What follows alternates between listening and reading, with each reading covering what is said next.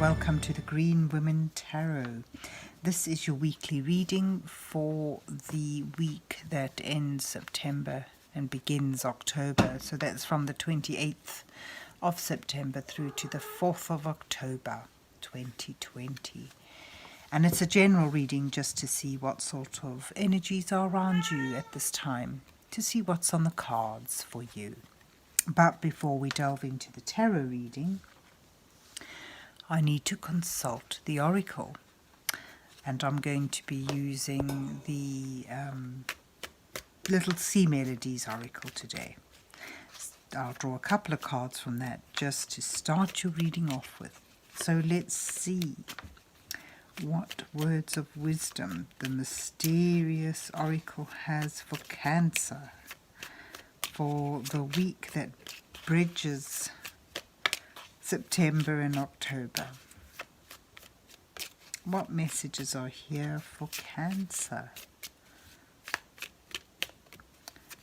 What does Cancer need to know?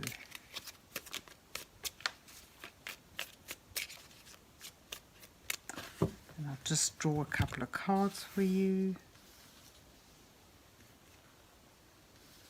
Let's take that one and that one. And let's see what you get. Chance. Well, that's nice. Allow the sea to wash its chest of wonders ashore.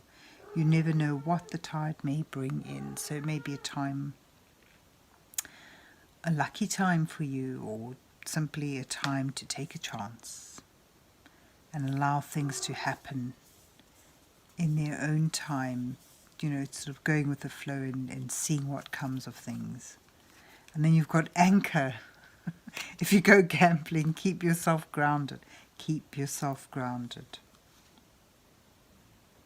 And let things come to you. Let's see what comes to you. Interesting. So you've got anchor and chance. Keep yourself grounded, and you never know what comes your way. So let's see where the rest of the reading goes for you.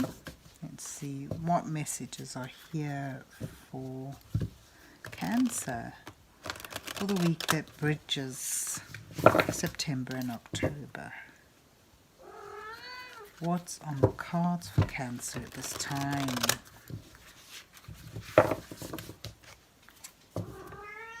This Mungo, he's restless. He wants me to go to bed. Let's see what's on the cards for Cancer.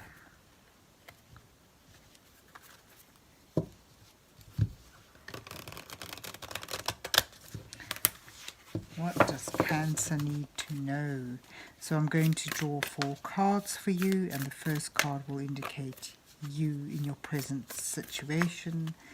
The second card will show your challenges at this time. The third card will indicate your advice from Spirit, and the fourth card depicts your possible outcome. And then I'll put an underlining row of cards beneath that to act as clarification, and also to allow the reading to have a bit more depth. So let's see what you get. Oh, you have the 3 of Swords and the 9 of Wands as your challenge. And then you have Justice. And the Queen of Cups at the end. That's sweet.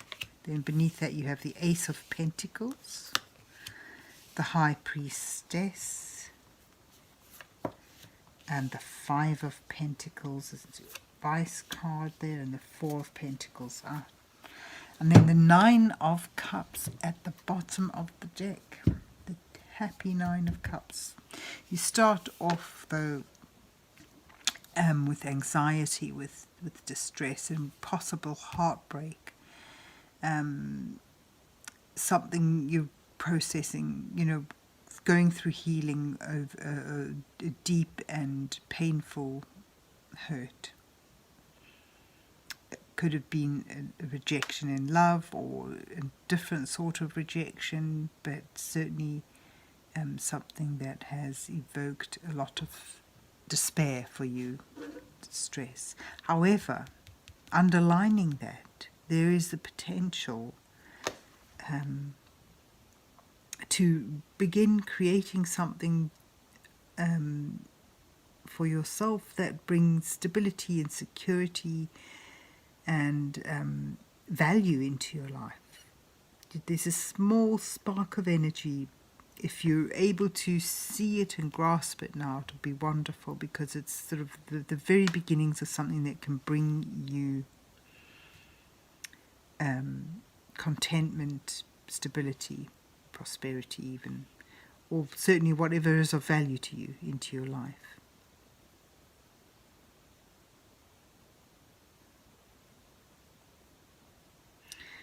Your challenge, though, is at this point, you feel perhaps certainly with this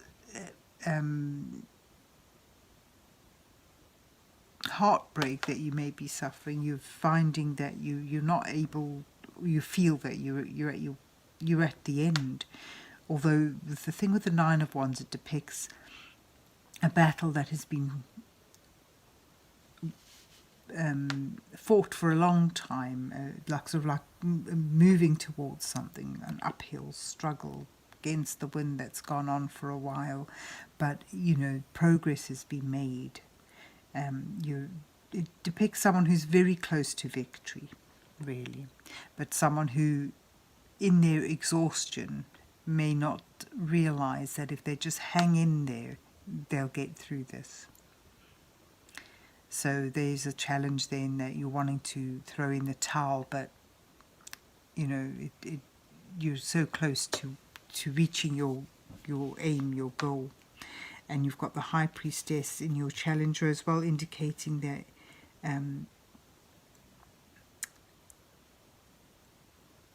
I get a sense you're just struggling with the lack of clarity. There's things that you feel are unclear, that you need to know, that you're struggling to grasp, you're struggling to see, and perhaps what you need is to tap into your intuition more in order to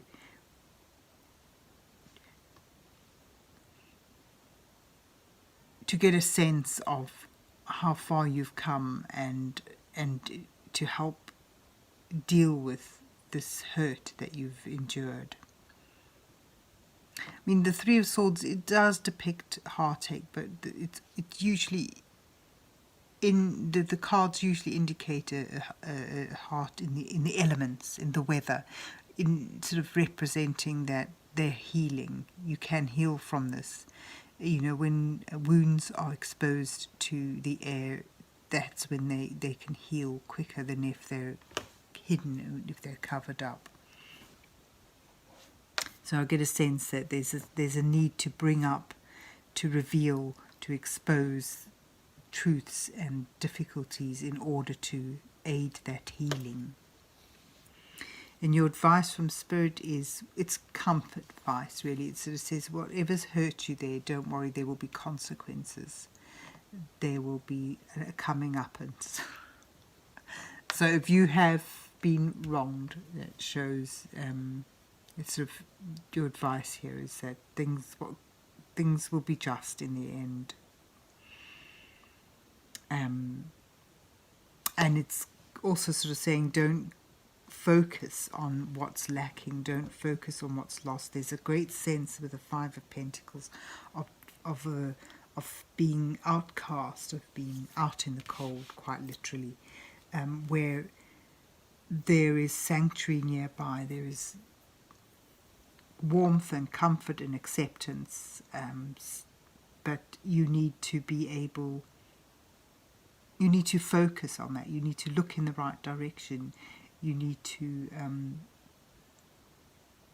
go within. Now this particular deck doesn't depict it clearly because it's a mermaid tarot. So this is a stained glass window, it's in a church, and the idea is that whilst the poverty-stricken, wounded and ill people are out in the cold, all they need to do is turn around and go into the church for sanctuary. So this is, in your advice notes, what it's saying is don't focus on the negativity, don't focus on what's lost, what's gone, what's lacking, because this is the Five of Pentacles, is a card of lack. Don't focus on the lack, but rather look to where you can find comfort, where you can find sanctuary and warmth and acceptance. It's sort of warning that if you continually wallow in the misery that you find yourself in, you'll just spiral down into that further and further. It's a sort of it urges you to look to where you can find comfort, to where you can find warmth, and move towards that. You need to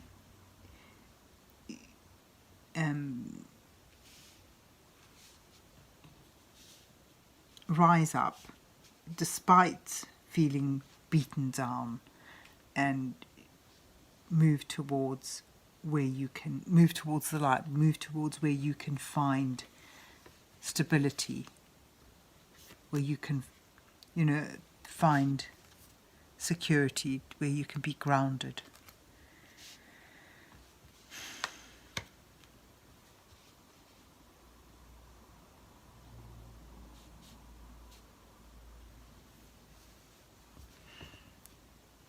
And then you've got in your outcome that, it sort of shows that you will get on top of your emotions. The Queen of Cups is deeply empathic and compassionate, but she is in charge of her emotions. She has mastered them, and therefore she's able to give again, she's able to love again, she's able to be loving, because she has found the greatest love of all, if you will, that self-love, that she's able to nurture and protect and provide comfort to those who are in need. So this to me shows that you'll get on top of your emotions, and you'll find that stability. Here you've got even, keep yourself grounded. You'll find that stability. You'll be able to hold on to that security, that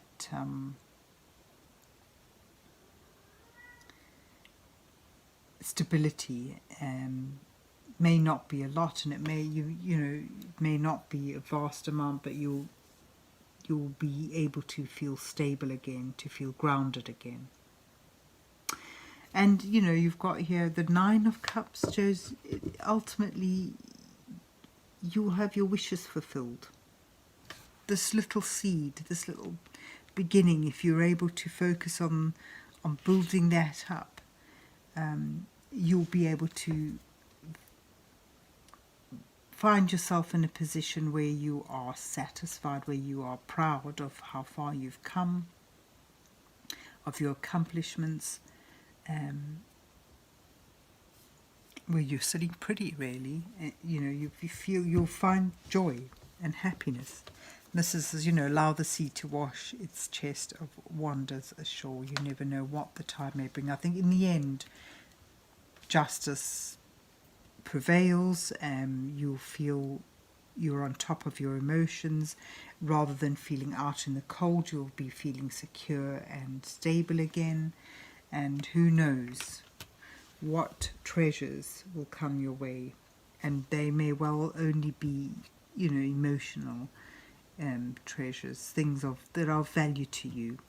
But, if you're able to focus on what you can begin to build up now and steadily work at it, it will enable you to overcome your distress, to to master your emotions and to find that stability and security, and perhaps a little extra on the side. So there you have it, Cancer. I hope you enjoyed your reading and that it resonated with you. And if so, please remember to hit the like, share and subscribe buttons, and have yourself a lovely week, and God bless you till we meet again.